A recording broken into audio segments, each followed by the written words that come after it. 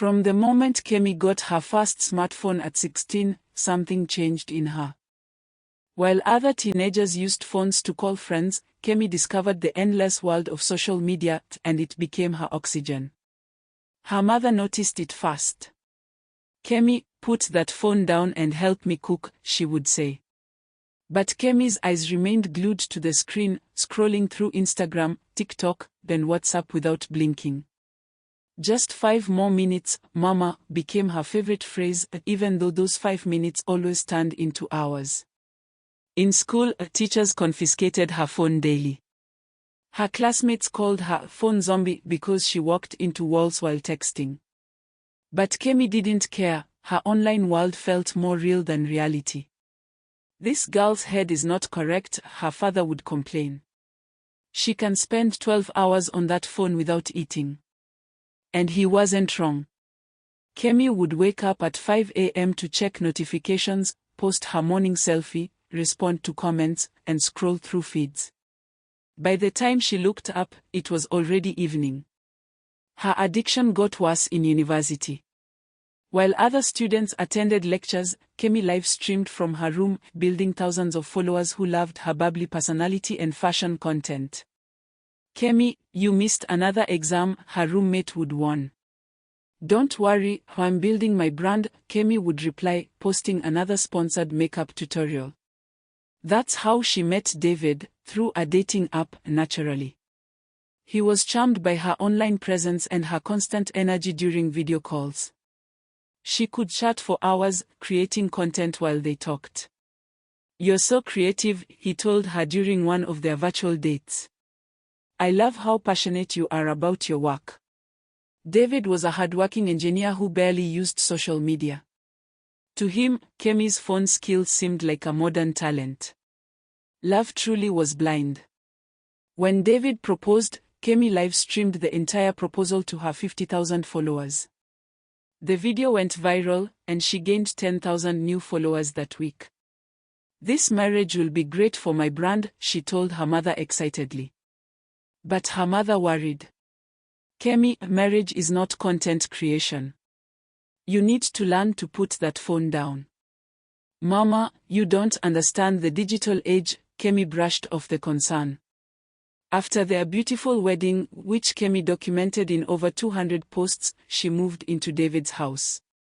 For the first week, she tried to be a traditional wife while maintaining her posting schedule. She would cook breakfast while making cooking videos, clean the house while filming "Clean with Me" content, and even turned their intimate moments into a couple goals posts. David initially found it amusing. "My wife is an influencer," he would proudly tell his friends. But cracks began to show. Kemi would burn food because she was too busy replying to comments. She forgot to pick up David's clothes from the dry cleaner because she was in a heated debate with trolls online. One evening, David came home to find her sitting on the floor, phone in one hand, a mop lying beside her. "Kemi, what happened here?" "Oh, babe. I was cleaning, then I saw this trending challenge, and I just had to participate. Did you see my video? It got 20,000 views already."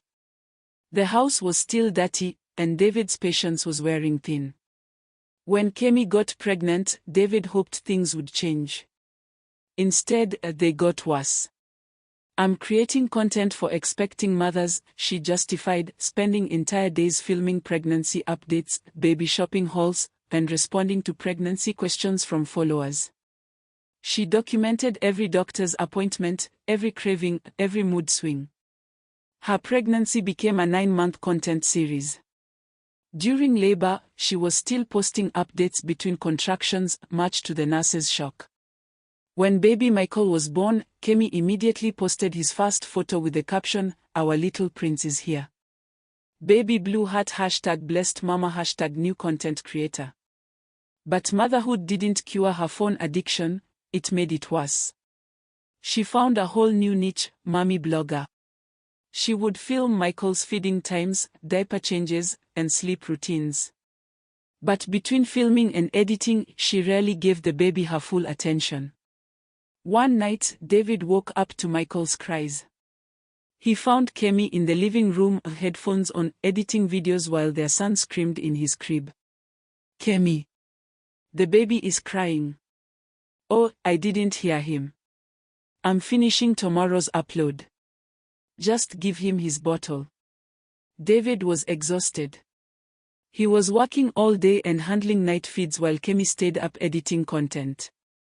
Things reached a breaking point on a Wednesday afternoon.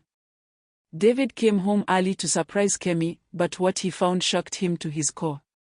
Michael was crying hysterically in his bouncer, his diaper clearly soiled and his bottle empty on the floor. The house smelled terrible. Meanwhile, Kemi was in the bedroom, live streaming a makeup tutorial to 3,000 viewers, completely oblivious to everything else. Hey, beautiful people. Today we are trying this amazing new foundation. She chapped into her ring light. David stood in the doorway, holding their screaming baby, watching his wife prioritize strangers online over their own child. That evening, after bathing and feeding Michael, David sat Kemi down. Kemi, we need to talk. Can it wait? I need to post Michael's evening routine video. My followers are waiting. No. David's voice was louder than he intended. Your followers can wait. Our marriage cannot. Kemi looked up from her phone, shocked. David, what's wrong with you? What's wrong with me? Kemi, our son was sitting in his own waste for hours while you were online. You didn't hear him crying because you had headphones on. I was working.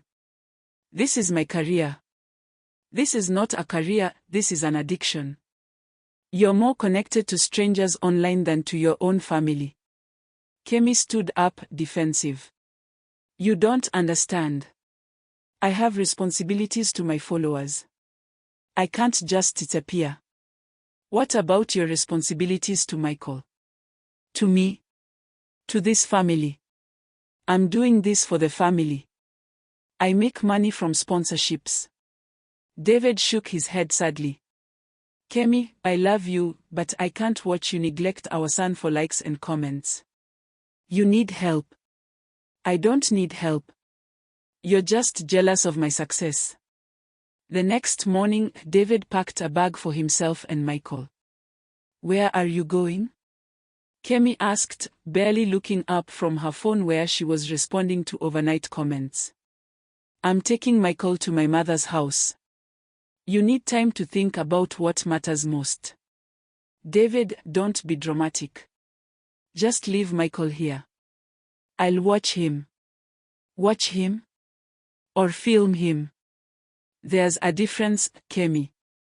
With that, he left, leaving Kemi alone in their house with just her phone for company. At first, Kemi was relieved. Finally, some peace to create content without interruptions, she posted. She went live more frequently, posted more content, and engaged with followers non-stop. Her numbers grew, but something felt empty. After 3 days, she noticed the house was eerily quiet. No baby laughs, no David calling her name, no family sounds, just the artificial noise from her phone.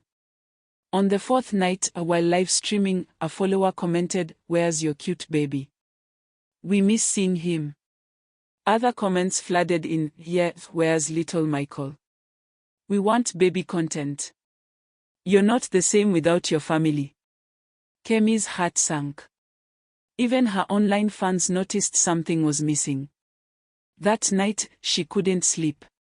For the first time in years, she put her phone aside and sat in the silence. The house felt like a tomb. She walked to Michael's empty nursery and saw his toys scattered around. His tiny clothes hanging in the closet. His unused bottles in the sterilizer. Tears began to fall. "What have I done?" she whispered to herself. The next morning, she drove to David's mother's house. When she knocked, David's mother answered with Michael in her arms. "Mama, please, I want to see my baby," Kemi pleaded. "Kemi, my dear, come in. But first, give me that phone." "What? You heard me. If you want to hold your child, put the phone away. Reluctantly, Kemi handed over her phone. The moment Michael saw her, he giggled and reached out his tiny hands. As she held him, feeling his warmth and hearing his happy bubbles, something broke inside her. This was real. This was what mattered. David appeared in the doorway, watching silently. "David, I'm sorry," she whispered, tears streaming down her face. "I was so lost in that fake world that I forgot about our real world." "Kemi, I don't want apologies. I want change. Real change. I know. I'll do whatever it takes." David sat beside her. "I've been thinking. Maybe you need professional help. This addiction is serious." For the first time, Kemi didn't argue. "You're right. I need help." That week, Kemi enrolled in digital detox therapy. She posted one final video to her followers: "I'm taking a break to focus on what truly matters, my family. See you when I'm better." The first few days without constant phone use were torture. Her hands shook, she felt anxious, and she kept reaching for her phone instinctively. But slowly, she began to notice things she'd missed: the way Michael's eyes lit up when she sang to him without filming it, how David smiled when she gave him her full attention during conversations, the peace of eating a meal without photographing it first. After 2 months of therapy and digital detox, Kemi came home. She still used her phone, but with strict boundaries: no phones during meals, no phones in the bedroom, no phones during family time. She reduced her posting to once a day and focused more on being present with her family. One evening, as she was playing with Michael on the floor, just playing, not filming, David sat beside her. "I'm proud of you," he said. "You fought for our family." Kemi looked up from tickling Michael. "I almost lost everything chasing virtual love from strangers when I had real love right here. The important thing is you realized it before it was too late." That night, as they tucked Michael into his crib together, Kemi's phone buzzed with notifications. For a split second, she felt the old urge to check. Instead, she turned off the phone completely and held David's hand. "The real world is so much better than the digital one," she whispered. From that day forward, Kemi became known in their community not as an influencer, but as a present mother and devoted wife who had learned that the most important audience is the one sitting right beside you. What lessons did you learn from Kemi's story? Share your thoughts in the comments below, and don't forget to subscribe for more inspiring stories about overcoming life's challenges.